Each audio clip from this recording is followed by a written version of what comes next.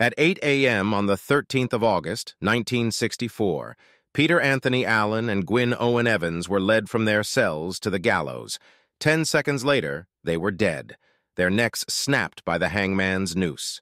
They did not know it, but theirs were to be the last judicial executions in the UK. Due to a more liberal public which was becoming increasingly uncomfortable with killing criminals, some historians and criminologists believe a few weeks' delay would probably have seen them reprieved. The duo were convicted of the murder of John Allen West, a 53-year-old laundry company driver who was bludgeoned and stabbed to death at his home in Cumbria on the 7th of April, 1964. 24-year-old Evans, who was also known as John Robson Walby, and Allen, 21, had traveled to Mr. West's home in Seaton in a car stolen from Preston, Lancashire. Evans, from Maryport, knew the victim, who was a bachelor who lived alone after the death of his mother. He and Allen wanted money to pay a court debt. Shortly after 3 a.m., neighbors heard several thuds, a scream, and the screech of a car being driven away. Mr. West's semi-naked body was found moments later. He had suffered 13 head injuries and a single stab wound to the heart. The knife was ditched near Windermere as the attackers fled. Also in the getaway car were Allen's wife and the couple's 2 young children. The murderers escaped with a watch presented to Mr. West in 1955, marking 25 years at Lakeland Laundry, and 2 bank books from which they withdrew a total of £10.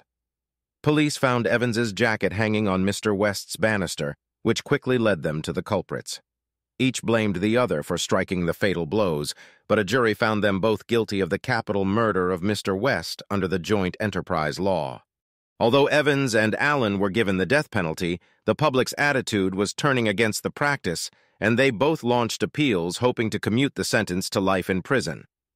Appeals for reprieves failed, however, with Evans subsequently executed at Strangeways in Manchester by Harry Allen, while his accomplice was simultaneously hung at Liverpool's Walton Prison by Robert Leslie Stewart.